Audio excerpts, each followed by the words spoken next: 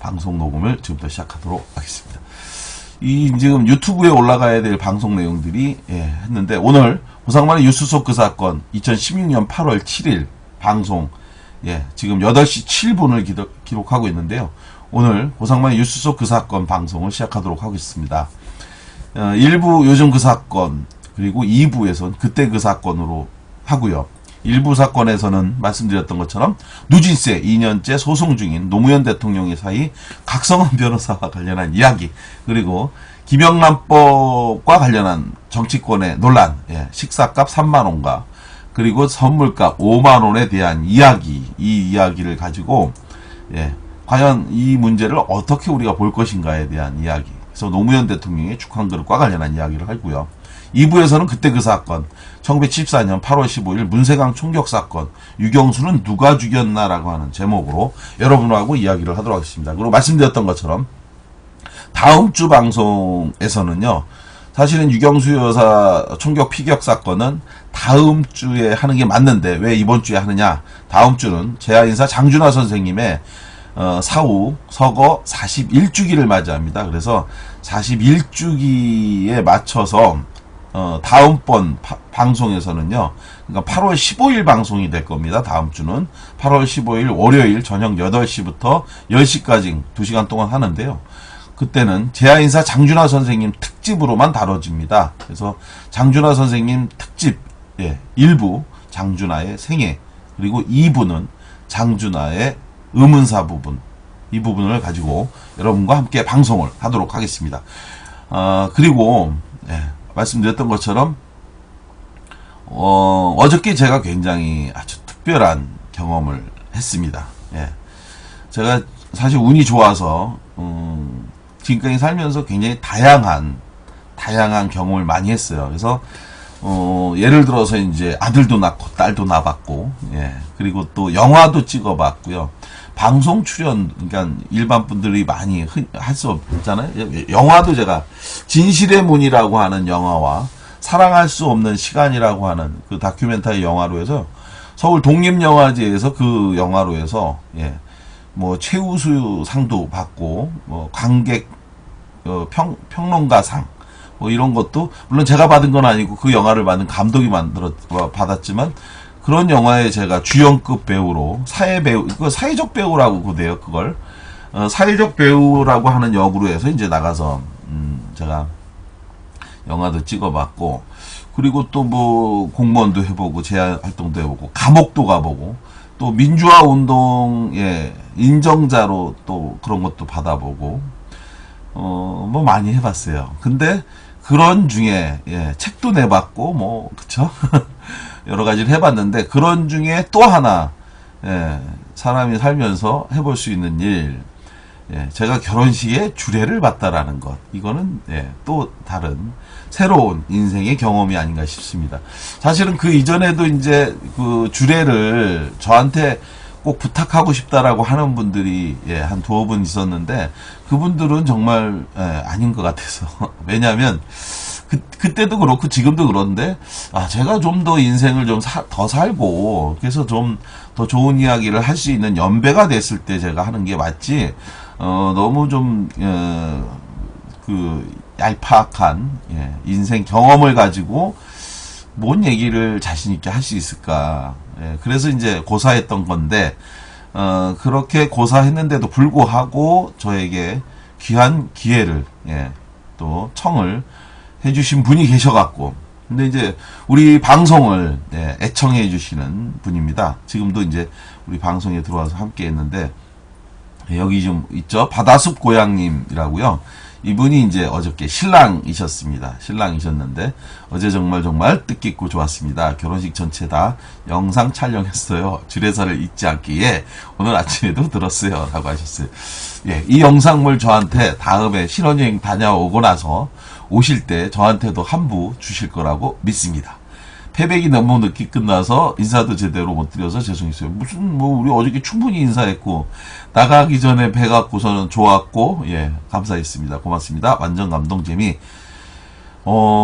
사실은 제가 결혼을 할 때요, 결혼식이 끝나고 나서 신혼여행을 제가 태국을 다녀왔습니다. 당시 이제 YS 정권 때 환율을 굉장히 많이 떨어뜨려서 YS 정권 하에서 환율을 많이 떨어뜨려서 이른바 세계화라고 하는 그 YS 정책이 그거였잖아요. 세계로 나가자. 그래서 세계를 나가기 위해서 해놓은 절차가 크게 두 가지였는데요. 하나는 뭐였냐면 여권 간소화, 여권 발급 간소화하고요.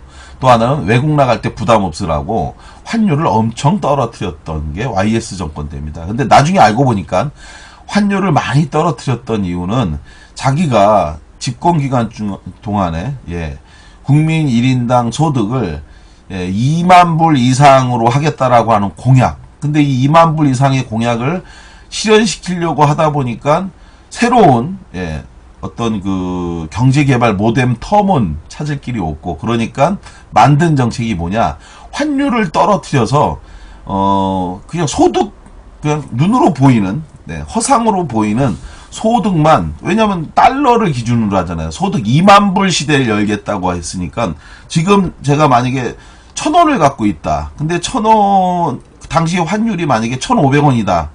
그러면 우리가 0.75불 소득인 거잖아요. 그죠? 그런데 만약에 우리가 환율을 뚝뚝 떨어뜨려서 1불에 500원 시대였다. 그럼 어떻게 됩니까? 제 소득이 2불인 거예요. 예를 들어서 2불. 같은 1,000원인데도 이게 1,500원, 환율이 1,500원이면 저는 0.75불이 제 소득인데, 이게 만약에 환율이 500원이다 그럼 저는 2불, 그러니까 1인당 총소득 2불. 그런 식으로 YS가 사실 눈에, 그러니까 허상으로 보이는 그런 속임수 정책이 아닐까.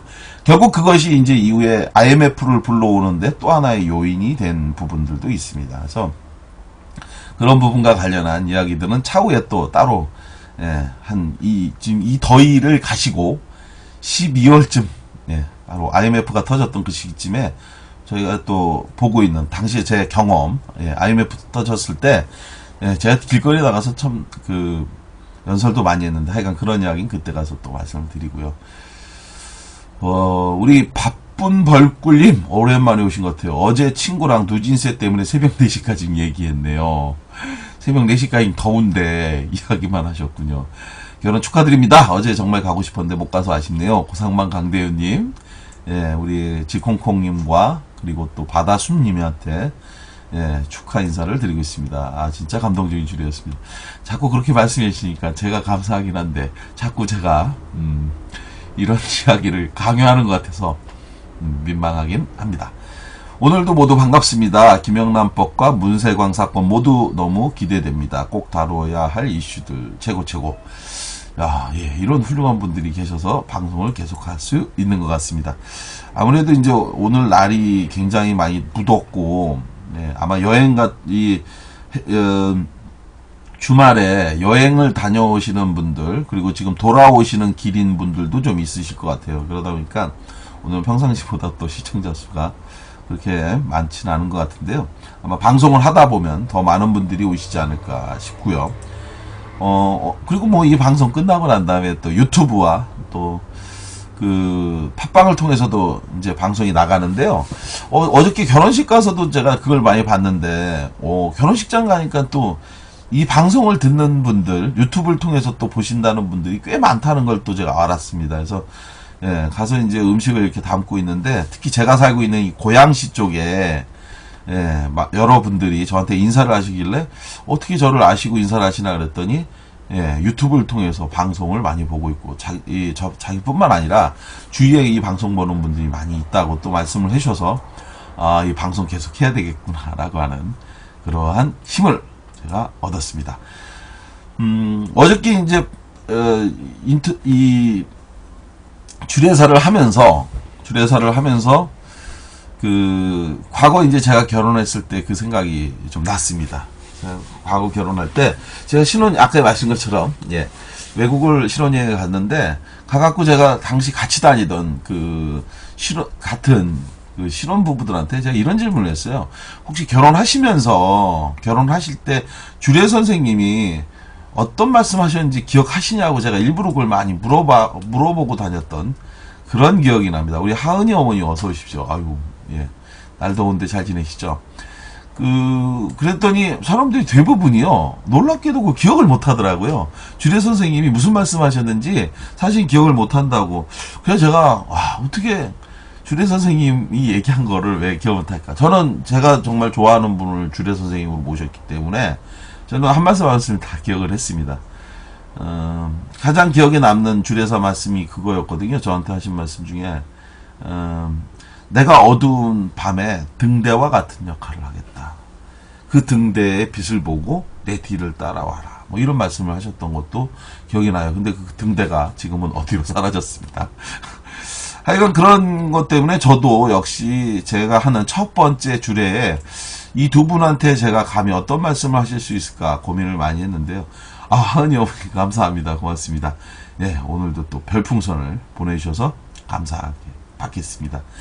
그래서 고민하다가 제가 준비한 사실은 제가 즉흥연설에 굉장히 강한 사람인데 그래도 이제 주례사니까 실수하면 안 되니까 남의 한 일생이 걸려있는 중대사에 제가 흠집을 내는 실수를 할까봐 제가 일부러 그걸 주례사를 다 썼습니다.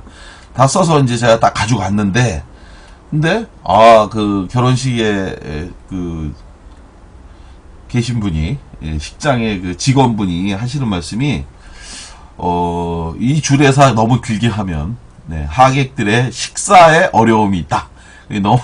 너무 오래 하시면 절대 안 된다라고 하시더라고요. 그래서 예, 알겠습니다. 그래서 제가 굉장히 짧게 했습니다. 그래서 짧게 했는데 오늘 했던 이야기를 제가 또 여기서 또 뭐 전부 다 읽어드리는 것 또한 이상하긴 한데, 하여간 무슨 이야기를 했는지를 제가 좀 길게, 그 5분보단 좀 길게 얘기를 좀 하는 게, 어저께 오시지 않은 분들 궁금하실 수도 있고, 또 물론 제가 이제 전문을 우리 두 분께 성원 선언문하고 같이 이렇게 제가 사인해갖고 드리기는 했는데요.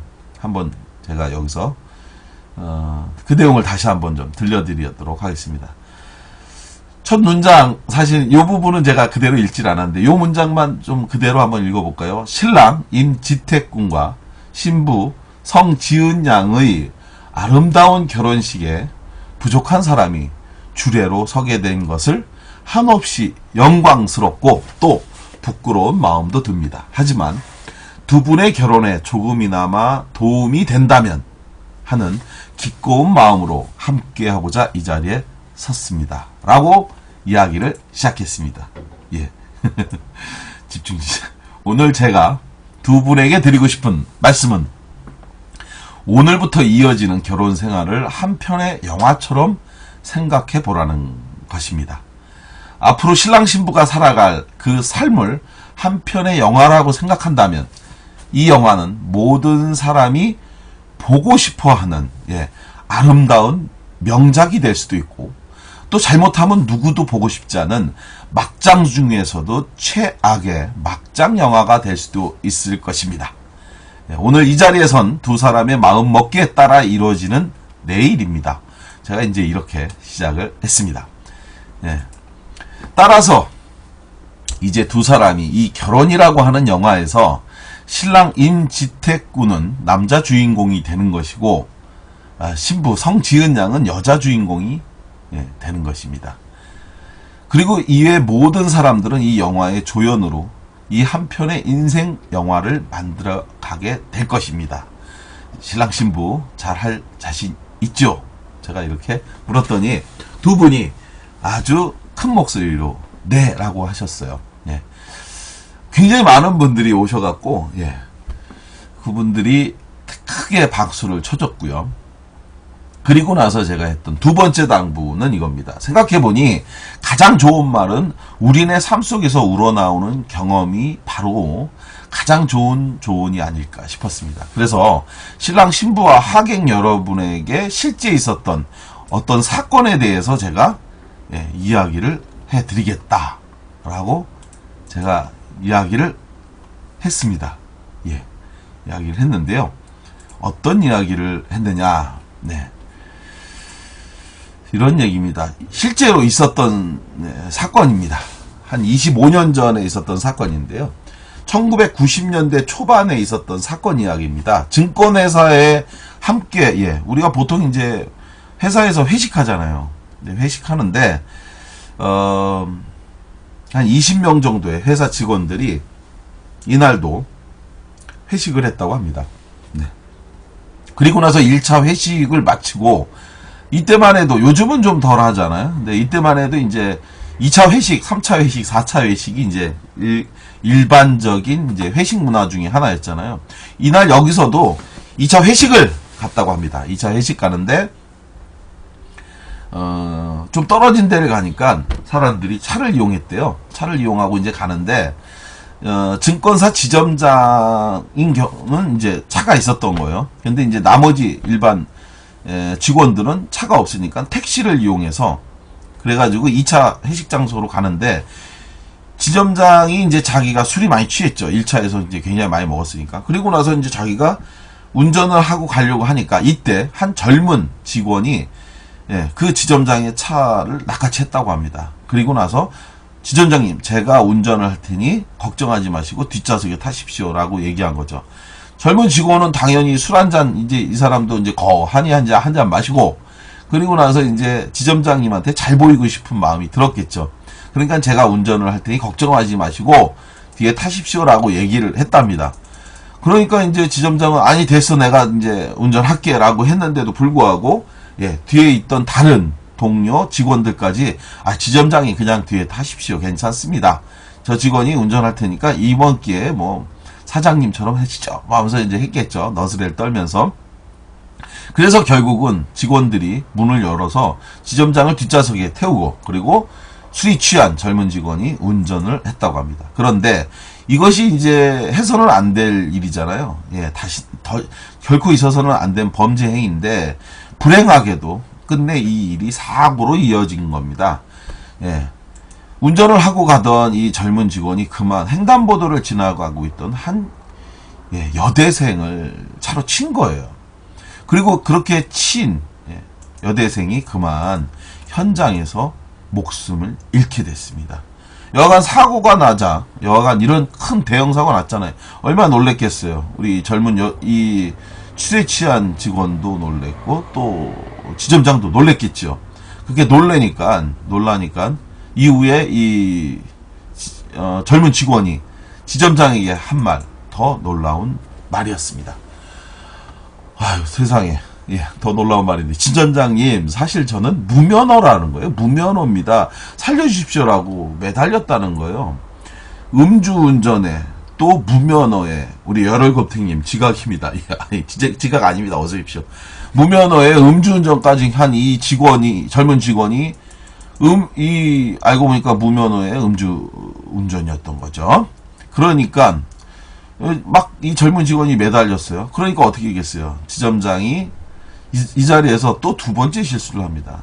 술 취하고 운전을 자기가 하려고 했던 것도 문제고 취한 직원에게 열쇠를 끝내 준 것도 문제인데 근데 이제 이게 아무래도 90년 초반이니까 그런 문제도 있을 수 있습니다. 열혈겁탱님 별풍선 감사합니다.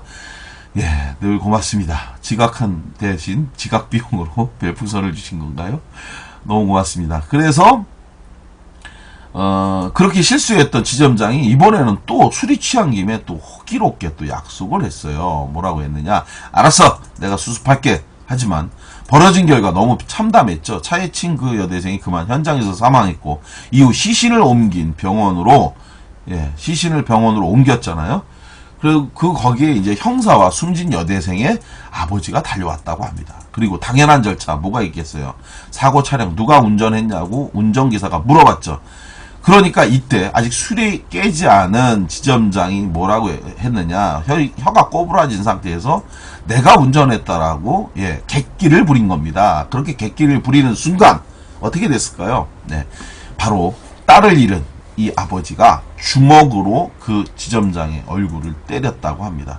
그리고 이제 뭐 경찰이 말리고 뭐 어쩌고저쩌고 안수사 판이 벌어졌겠죠. 문제는 그 다음입니다. 새벽에 술이 깬 이 지점장 그제서야 아차 내가 엄청난 실수를 했구나.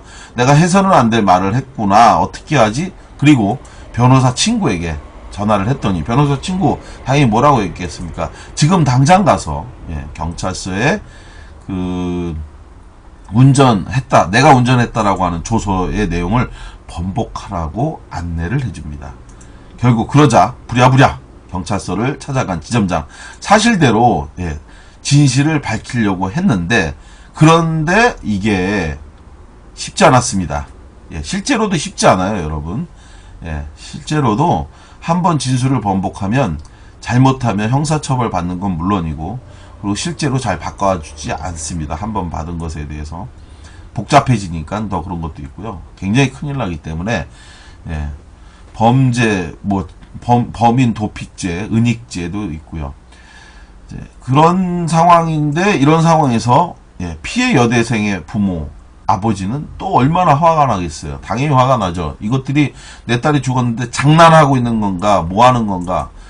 그런데 이거보다 더 큰 문제가 있었던 것, 바로 사고를 냈던, 자기한테 부탁을 한 이 젊은 직원이었던 겁니다.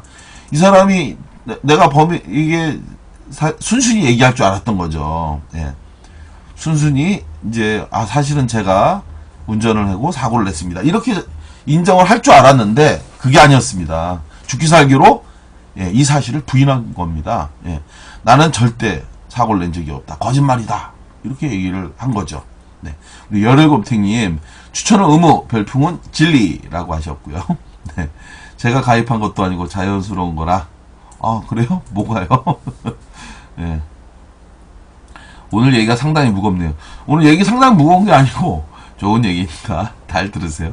이 얘기 우리 열혈곰탱님 늦게 오셔서인데, 제가 했던 주례사의 내용을 지금 여기서 얘기하고 있는 건데요. 정말 중요한 일에 대한 이야기입니다. 우리 부부로 새로 인생을 시작하는 분들이 꼭 알아야 할 이야기라고 생각해서 한 건데요. 어떤 이야기일까요? 계속 이야기 이어가도록 하겠습니다.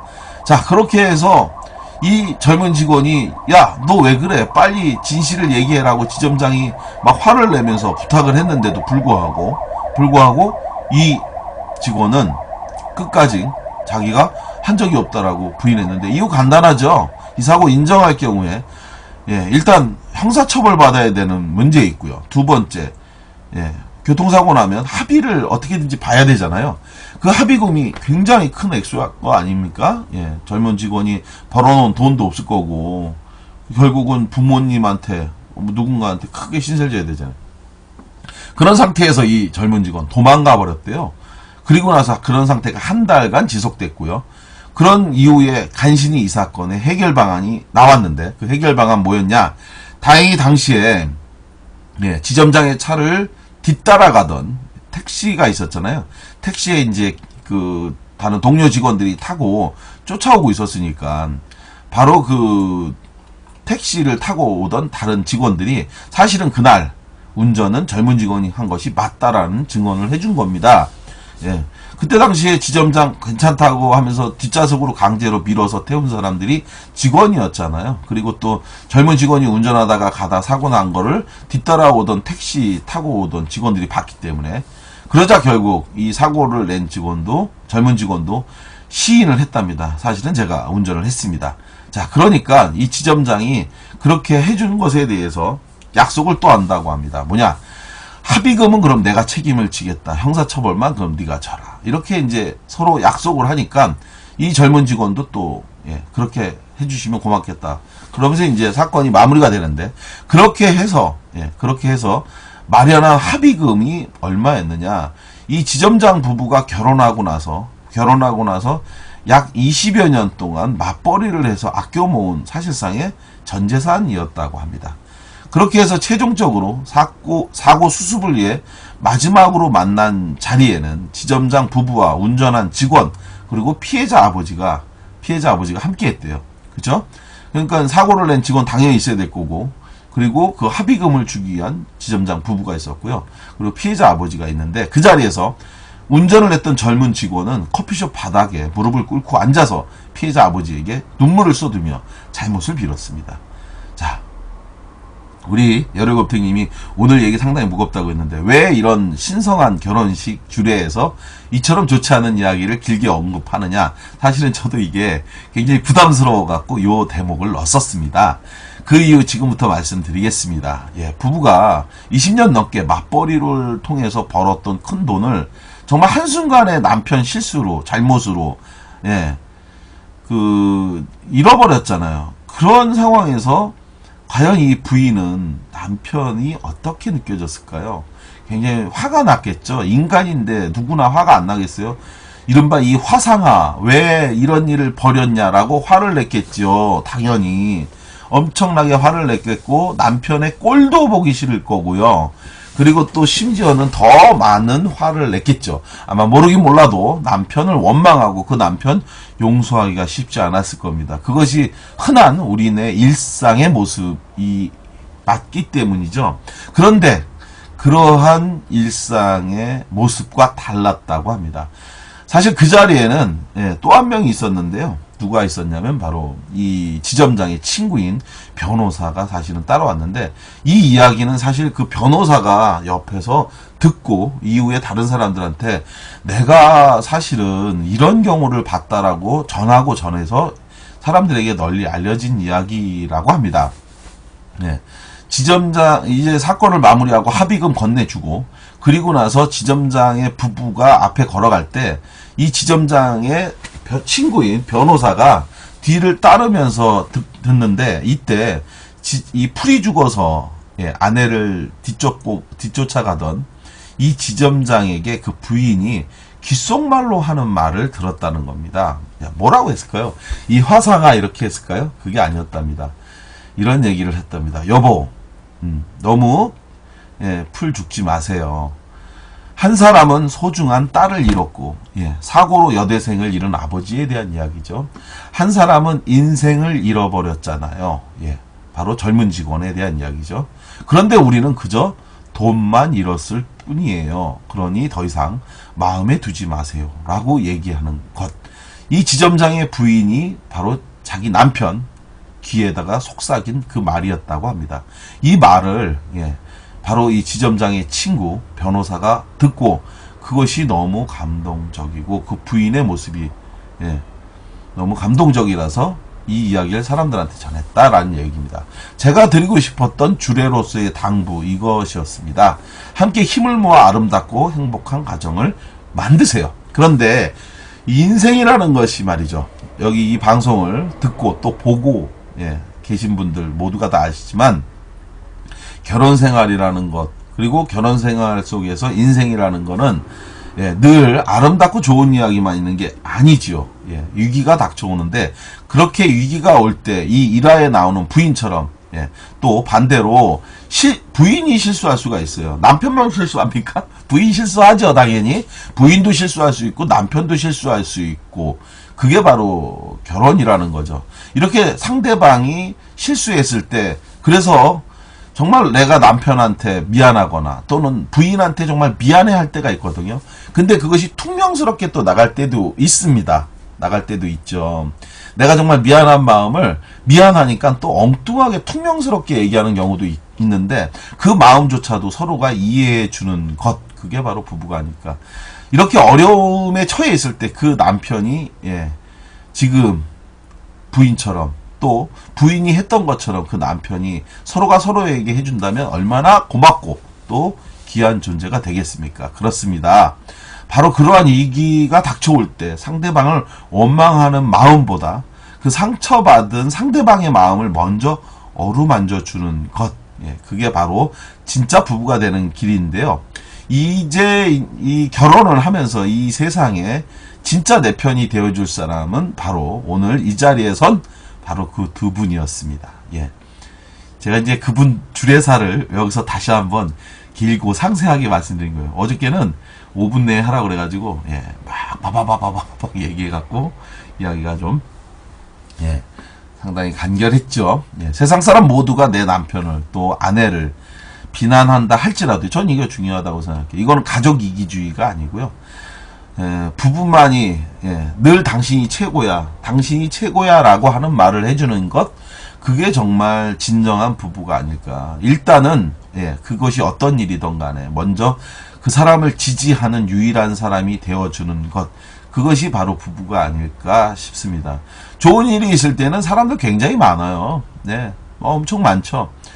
예, 내가 좋은 자리에 올라가면 축하 전화도 많이 오고 뭐하고. 그러나 세상 일이 내 뜻대로 억울한 일에 연루되는 경우도 많이 있고요.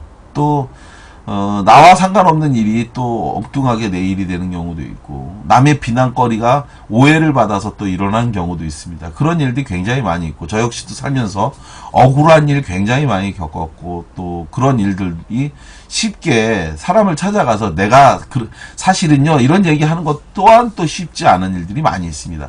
바로 그럴 때 가장 힘이 되는 사람, 바로 부부죠. 그런 부부가 중요하다는 것. 그래서 옳고 그른 거를 전혀 구분하지 말라는 얘기가 아니라요, 옳고 그른 걸 구분하되 차차 따져도 되는 일이라는 겁니다. 차차 따져도 되는 일을 가장 먼저 따지면 그거는 부부가 결코 행복할 수가 없습니다. 만약에 이날 이때 부부가 남편을 원망하고 미워했다면 그 부부는 돈만 잃은 게 아니라 사랑도 잃을 거고, 두 사람의 결혼 생활도 잃을 것이고요. 그 사이에서 낳은 자녀들도 불행할 것이고요.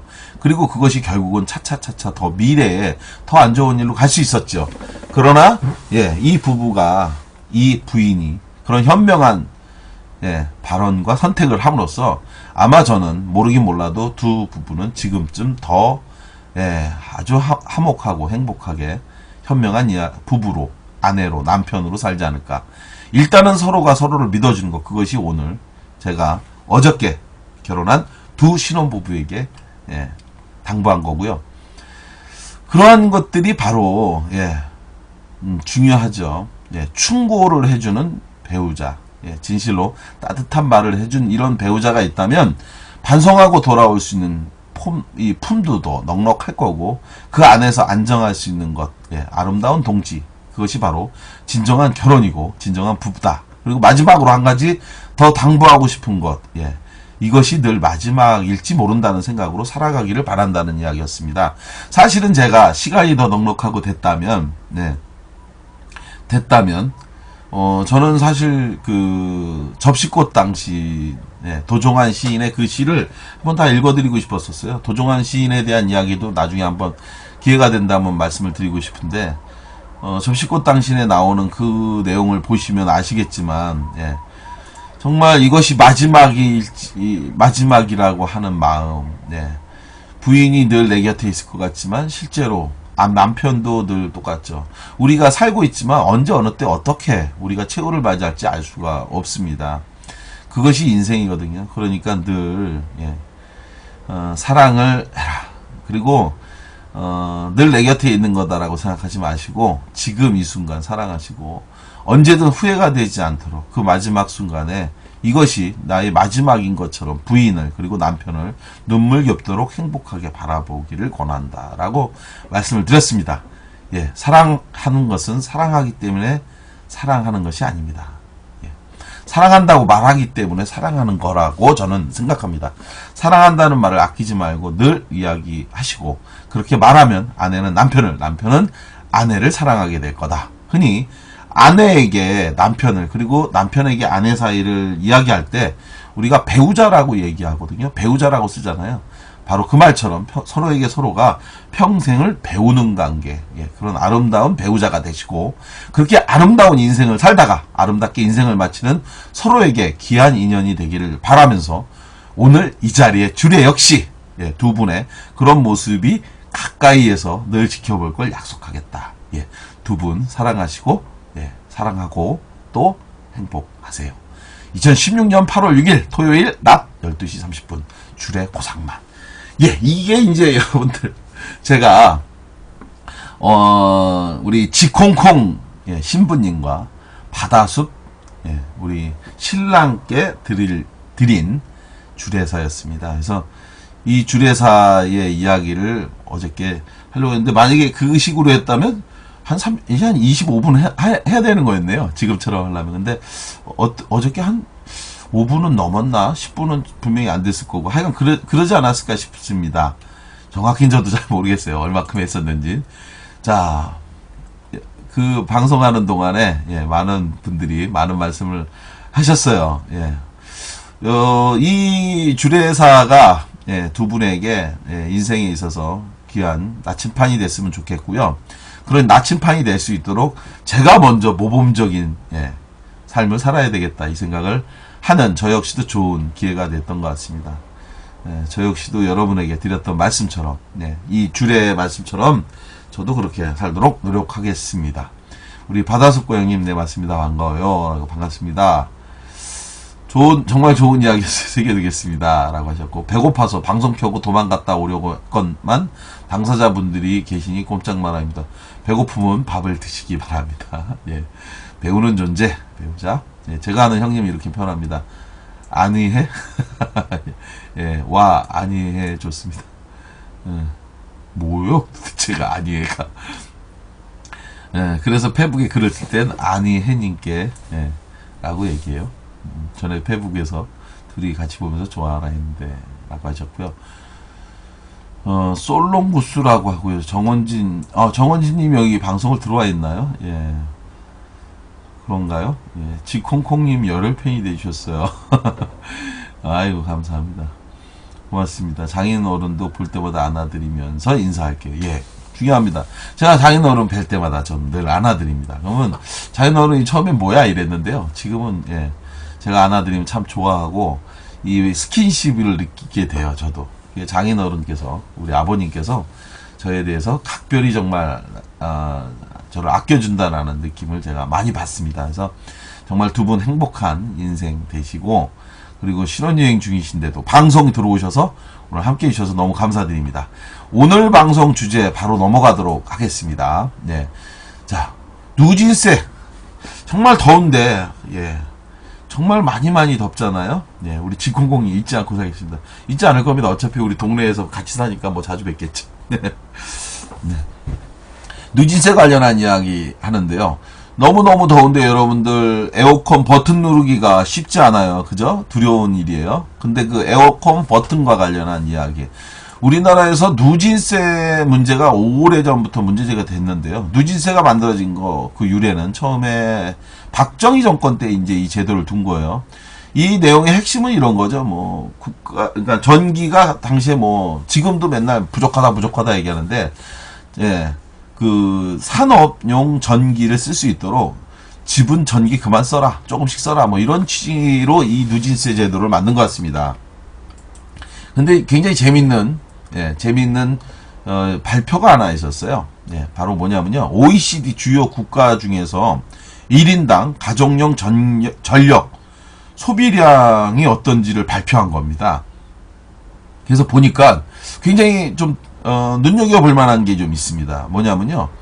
그, 이른바 복지국가가 확실히 뭔가 이유가 있습니다. 예. 복지국가라고 하는 북유럽 국가가 상당수 많이 이 1인당 가정용 전력, 예, 집에서 쓰는 전기 소비량이 월등했는데요. 1위 나라 어디일까요?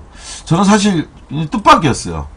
상당히 뜻밖이었는데, 미국이 아닐까 저는 생각했거든요. 미국이 굉장히 많이 전기를 쓰지 않을까. 미국은 뭐, 저도 이제 미국을 한번 갔다 왔는데, 미국 가보니까 거기는 전기도 정말 많이 쓰고, 예, 집마다 뭐 늘 뭐, 에어컨 뭐 빵빵하게 틀고, 우리나라 기준은 뭡니까? 에어컨 빵빵하게 트는 게 기준이 아닌가요? 근데 진짜 미국 가니까, 예, 에어컨 뭐 빵빵하게 틀고, 실제로 굉장히 더우니까 그런지 에어컨을 많이 틀더라고요. 예, 그리고 뭐, 기본적으로 기름값도 저렴하고 이러니까 많이 쓰는 것 같은데 1위, 예, 뜻밖의 나라 노르웨이. 근데 노르웨이인데요, 굉장히 격차가 커요.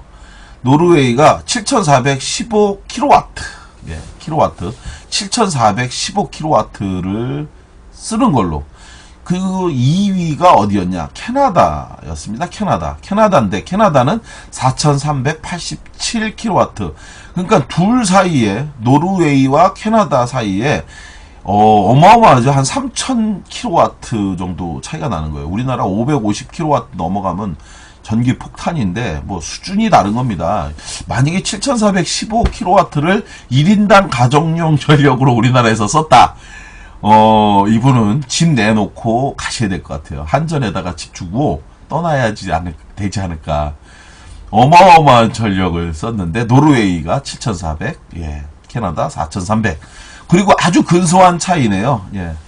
캐나다가 4387인데 미국은 4374. 그러면 둘 사이의 차이가 얼마인가요? 약 13 정도 차이예요. 13kW 정도 차이로 캐나다와 미국이 2위와 3위를 차지하고 있습니다. 그래서 3위가 미국이고요. 4위 핀란드, 5위 스웨덴. 여기까지가 2위와 5위까지 캐나다, 미국, 핀란드, 스웨덴 이렇게 네 군데가요. 네 군데가 한 달에 약 4000kW 정도를 쓰고 있는 걸로 발표가 됐고요. 그리고 6위는 뉴질랜드입니다. 여기는 약간 또 확 차이가 나요. 2893. 5위가 4087인데 바로 밑에 6위 뉴질랜드는 2893이니까 약 한 1200 정도 차이가 나는 것 같습니다. 1200 정도 킬로와트가 차이가 나고요. 자, 대한민국은 어디쯤 가 있을까요? 7위 호주, 그리고 8위 아이슬란드였습니다. 그리고 9위는 어디일까요? 9위가 바로 프랑스였습니다. 프랑스. 그리고 10위 바로 스위스가 10위를 차지했습니다. 그리고 11위 11위는 대한민국일까요? 네, 땡 틀렸습니다. 11위는 바로 가깝고도 먼 나라 어딘지 아시겠죠? 네, 일본입니다. 일본이 2253kW를 쓰는 걸로 밝혀졌는데요. 그래서 2253kW를 쓰는 11위 일본 나라가 되고요. 대한민국은 그럼 몇 위냐? 대한민국은 바로 26위를 차지하는 걸로 나타났습니다. 26위 한국 1278kW. 도대체 누가 또 이렇게 많이 쓰는지 전 그것도 이해가 안 가네요. 제가 제 아내한테 한번 물어봤거든요. 우리 집은 전기 얼마큼 쓰냐고 제가 물어봤더니 우리 집은 300kW를 넘어가는 경우가 거의 없다. 굉장히 아끼고 아껴서요. 우리 아내는 그 집에 대기 전력을 용납을 안 합니다. 반드시 뽑아버립니다. 이거 안 뽑았다간 저도 혼납니다. 굉장히 전기에 대해서 아주 굉장히 신경을 쓰는 아주 훌륭한 주부입니다. 그런데 여하간 1278kW면 어마어마한 건데 이것도 엄청나게 많은 거 아닌가요? 그래서 이렇게 전기를 쓰고 있는데요. 자, 이렇게 우리나라가 이른바 전 세계 국가의 뭐 약 그 10위권 나라라고 얘기하잖아요.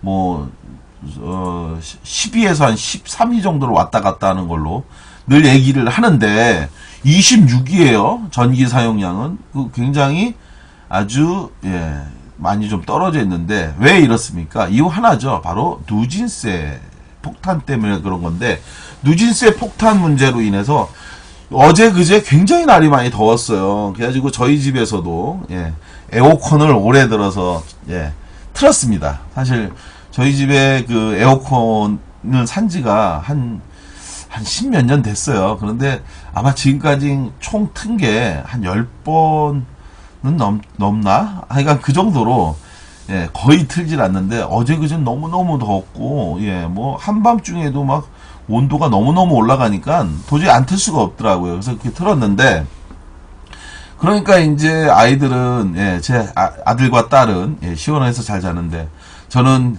그 돌아가는 에어컨을 붙잡고 밤을 샜습니다. 이 에어컨이 얼마나 돈이 나올까? 이른바 누진세에 의한 전기 폭탄인데 이 현황이 어느 정도 되는지 한번 살펴보면 이렇습니다.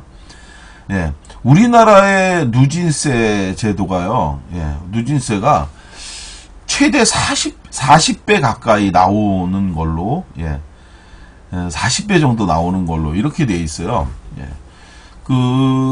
이 누진세 제도가 너무 잘못된 게 예를 들어서 이제 제 아내도 그 얘기를 하는데 시카피바다님 자주 트세요. 죽겠어요. 예, 그런데 자주 틀고 싶지만 이 누진세가 굉장히 무서운 거예요. 제가 아는 어떤 그 소설가 형님이 한 분 계세요. 요즘 원숭이 그림자라고 하는 우화책을 내신 분이에요. 아주 재밌는 책입니다. 여러분 요즘 날 덥잖아요. 예, 날 더운데 정치 우화책 가볍게 그러고 의미심장한 이야기들이 담겨있는 그런 책을 읽고 싶다라고 한다면 제가 여러분한테 당당하고 자신있게 권합니다. 원숭이 그림자라고 하는 책이 있습니다. 예, 소설가 강기희라고 하는 분인데요. 예, 강원대학교에 나와서 그리고 나서 전문 소설가로서 오마이뉴스에 글도 많이 쓰고 올해의 기자상, 예, 뉴스게릴라상도 받은 아주 두 번이나 받으셨죠. 그것도 아주 능력이 있는 탁월한 글재주를 갖고 있는 소설가신데 그분이 원숭이 그림자라고 하는 책을 냈습니다. 근데 그분이 사시는 데가 강원도 정선 아주 깊고 깊은 산속이에요. 그 깊고 깊은 산속에 살고 계신데 거기가 다 잘 좋은데 이게 물이 수돗물이 안 나온답니다. 워낙 깊은 산속에 있어서. 그래가지고 한 200m를 땅을 파갖고 거기서 펌프를 이용해서 물을 끌어올리는데 이게 문제가 이 끌어올리는 펌프가 물을 다 끌어들이면은 펌프 작동을 중단해야 되는데 이게 오작동을 해갖고 24시간 돌아가는 일이 왕왕 발생한다고 합니다. 그렇게 해갖고 이게 이렇게 돌아가는 걸 모르고 있다가 어느 날 갑자기 이 전기요금이 나오는데 물경 200만 원이 넘는 이른바 전기요금 폭탄을 맞은 게 몇 번이 있다고 하소연하더라고요. 그러니까 이런 경우가 이제 굉장히 심각한 거죠. 전기를 쓰는데 그 전기를 쓰는 것에 대해서 그야말로 이게 요금이 아니라 거의 폭탄 수준으로 이제 터지니까 사람들이 전기를 쓰는 것에 대해서 굉장히 아주 두려워하고 무서워하는 게 사실 우리나라의 이 전기요금 제도의 문제점이 아닌가 이렇게 많이 이제 이야기가 되고 있어요. 그런 상황에서 제 아내가 이런 얘기를 하더라고요. 세상에 뭘 많이 쓰면 우리 가와님 60만 원까지 내봤다고 200만 원에 그러나 못 미치니까 진짜 60만 원도 너무너무 하네요. 200만 원은 뭐 상상 초월이고요. 한 달 요금을 그냥 전기요금으로 갖다 낸 거니까. 그래서 제 아내가 하는 말이 아니 뭘 내갖고 뭘 많이 쓰면 서비스로 뭘 더 준다든지 뭐 이렇게 인센티브를 주는 거는 봤어도 뭘 많이 쓴다고 이렇게 페널티를 주는 건 말이 되느냐 이런 이야기를 하는데 정말 말이 안 되죠. 전기를 많이 쓰면 뭘 좀 깎아줘야죠. 그런데 전기를 많이 쓰면 오히려 폭탄을 맞는 거. 이러니까 이게 단순히 사용요금이 아니라 우리가 흔히 전기세, 물세 이렇게 얘기를 하잖아요. 이게 분명히 사용한 것에 대해서 물품을 구매하고 그것에 대해서 재화를 구매하고 그리고 나서 그것에 대해서 이제 돈을 주는 건데 이게 요금을 내야 되는 건데 그래서 전기 요금 또는 전기료 이렇게 표현하는 게 맞는데 우리나라는 전기세, 물세 이렇게 얘기를 하는 이게 착각하는 그런 경우도 이제 굉장히 많이 있습니다. 왜 이럴까요? 바로 한전의 전기요금 문제, 누진제도가 잘못됐기 때문에 그런데요. 바로 이 문제와 관련해 갖고 2년 전부터 이 잘못된 한전의 누진요금제도 바꾸자, 이걸 바꿔야 된다 해 갖고 소송을 하고 있는 분이 있습니다. 바로 노무현 대통령의 사위, 바로 곽상원 변호사라고 하는 분인데요. 이 곽상원 변호사가 2004년 8월부터 엄청 더웠을 그때겠죠. 아마 이때 전기요금이 이게 너무 심하다 해서 전기요금 부당 이익 반환 청구 소송을 한전에다가 제기했다고 합니다. 한전을 상대로 해갖고요. 약 700명 정도의 그 소송인단의 신청을 받아갖고 너무 과하게 전기요금을 받고 있다. 그러니 한전은 부당 이득금을 돌려달라고 소송을 냈는데 이 곽상원 변호사, 노무현 대통령의 사위인 이 곽상원 변호사의 주장은 하나의 국가에서 단 하나의 회사가 전기 판매를 독점하는 거, 이게 바로 이제 대한민국 한전인데 전기요금 이러다 보니까 이제 전기요금을 이 독점 기업인 한전에서 이렇게 독점하면서 그러면서 굉장히 전 세계에서 볼 수 없는 아주 이상한 전기요금 체계를 두고 있는데 대한민국은 주택용, 일반용, 교육용, 산업용, 농사용, 가로등용, 예, 이렇게 많은 제도가 있는지 모르셨죠? 6가지 종류로 요금 체계를 두고 있고요. 그리고 그 용도에 따라 각각 전기요금 역시 다르게 매기고 있다라고 하는 겁니다. 그런데 이 중에서 가장 비싼 거 역시 주택용입니다. 주택용. 예. 교육용은 학교에다가 주는 거죠. 산업용은 뭐 공장에다 주는 거고, 농사용은 농사 짓는 사람. 그리고 길거리에다가 불 켜는 가로등용, 뭐, 그리고 또 일반용인데 일반용은 뭘까요?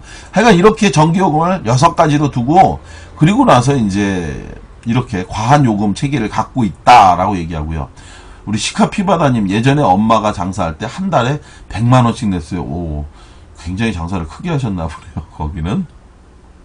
네, 어떤 장사를 하셨을까요? 그래서 이런 것에 대해서 이제 곽상원 변호사가 비판하면서 예, 소송을 제기하니까 한전이 이런 또 반론을 제기한다고 합니다. 미국도 누진 요금 제도를 두고 있다.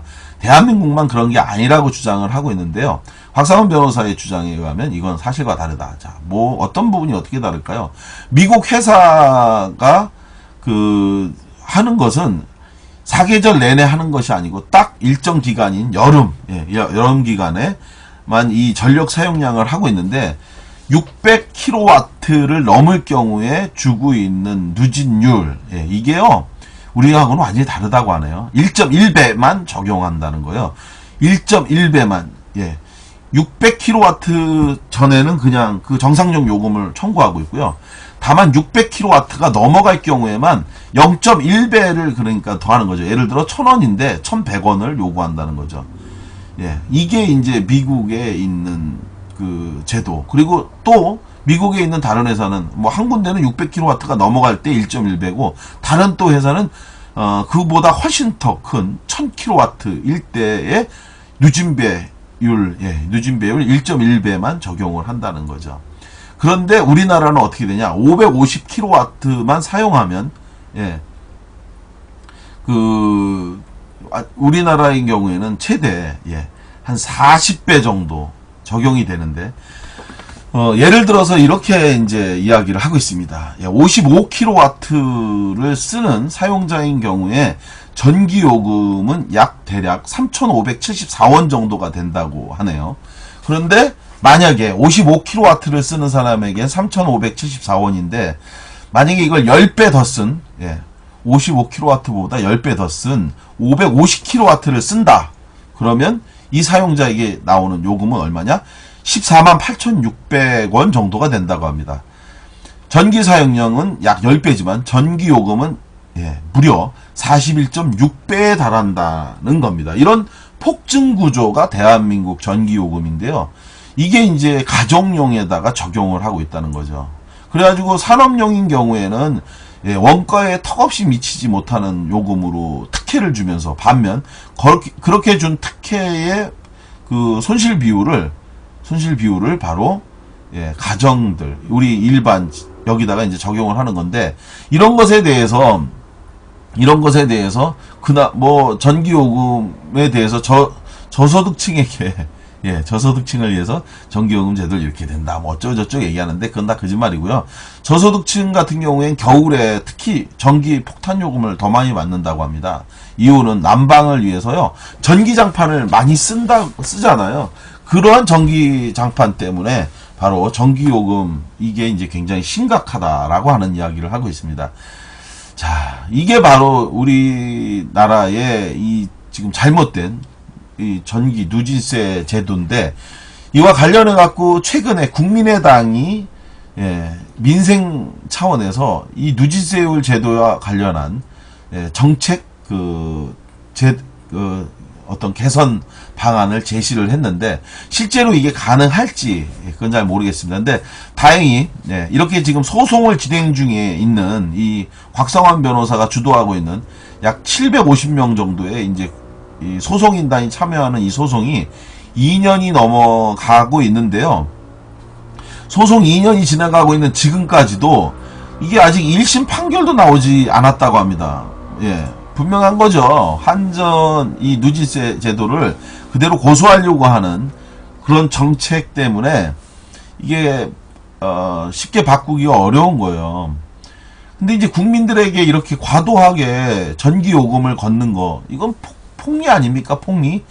세금도 나쁜데, 예, 요금을 이렇게 비싸게, 그리고 또 유일하게 한 군데밖에 안 하면서 그냥 너무 과도하게 요금 체계를 만들어 놓음으로써 받고 있는 고통이 얼마나 큰가요? 더운 여름에 에어컨도 켜지 못하고 하는 이런 가난한 서민의 삶 알고 계신가요? 전기요금이 두려워서 심지어는 예, 보통 중산층들도 전기요금이 두려워하지 않습니까? 너무 많이 나오니까. 그리고 또 이게 뭐 더 문제는 뭐냐면 뭐 내가 뭐 1,000원어치 살게 뭐 2,000원어치 살게 이게 안 되는 거예요. 한 달치 그냥 잘 모르겠는데 한번 써놓고 그리고 한꺼번에 날라오는 쪽지를 보면 이게 너무너무 많이 나오면 그야말로 폭탄을 맞는 거 아닙니까? 예. 우리가 차라리 나 이 2,000원 뭐 이렇게 우리가 뭡니까? 그 휴대폰에 데이터 같은 경우는 그래도 뭐 있잖아요. 예? 우리가 500메가바이트 뭐 이렇게 해서 쓰는데 만약에 450메가바이트를 썼다. 그러면 이런 뭐 경고등이라도 있고 뭐가 있잖아요. 아까 말씀드렸던 우리 강원도 정선의 그 물탱크, 예, 물을 끌어올리기 위한 모터가 고장이 나서 오작동해갖고 200만 원씩 나왔다고 하는데 몰랐던 거 아니에요, 이분은. 그게 오작동하고 있는지도. 근데 나중에 200만 원 그 이른바 전기요금 폭탄을 맞고 나서야 이걸 아는 거 아닙니까? 그러니까 지금 사실 굉장히 두려워하는 거죠. 저도 이게 에어컨이 지금 4시간 5시간을 돌렸는데 에어컨이 이게 얼마가 나온 건지 제가 모르니까 그러니까 걱정이 돼서 잠을 못 자는 거죠. 예. 이런 문제. 특히나 이제 가난한 서민들은 더 그렇겠죠. 바로 그렇기 때문에 이번 8월 18일 날, 예, 오는 8월 18일이죠. 11일 후인 그날 바로 김대중 대통령께서 서거하신 날입니다. 그때 맞춰서 우리 김대중 대통령님 말씀도 한번 꼭 드려야 되는데 이 김대중 대통령께서 돌아가시기 전에 쓰신 회고록에 그런 내용이 있어요. 뭐라고 했냐면 날이 너무 덥다. 내가 이렇게 더운데 가난한 서민들은 얼마나 더 더울까. 네. 이런 말씀하셨어요. 정말 저는 그게 김대중 대통령에 대해서 생각하면 가슴이 참 짠하고 애린 부분들이 바로 그건데 이런 애민 사상, 생각 이런 대통령을 우리가 뒀었다는 거 너무 고맙고 감사한 일인데요. 가혹한 정치는 호랑이보다 무섭다라는 말이 있습니다. 예, 잘못된 누진세 제도 반드시 바뀌고 개선해야 된다고 생각을 하고 있습니다. 그리고 말씀드렸던 것처럼 우리 곽상원 변호사가 주도하고 있는 이 소송이 곧 올해 안에는 그래도 예, 1심 판결이 나올 걸로 이제 전망을 하고 있다고 하거든요. 이런 그 1심 소송 재판을 통해서 누진세 제도가 반드시 바뀌고 개선하기를 정말 진심으로 바라고 예, 기대하고 있습니다. 그래서 내년에는 좀 합리적으로 전기를 쓸 수 있도록 예, 그렇게 했으면 좋겠어요. 그래서 뭐 완전히 뭐 이 사람들이 크게 바꾸지는 않겠지만 적어도 과거 기준에 비해서 예, 좀 뭐 누진세 제도를 좀 더 완화하고 그리고 또 그 단계 정도를 좀 낮추고 그래서 아주 많이 쓰는 예를 들어 이건희네 집에서 쓰는 전기는 뭐 엄청 안 되잖아요.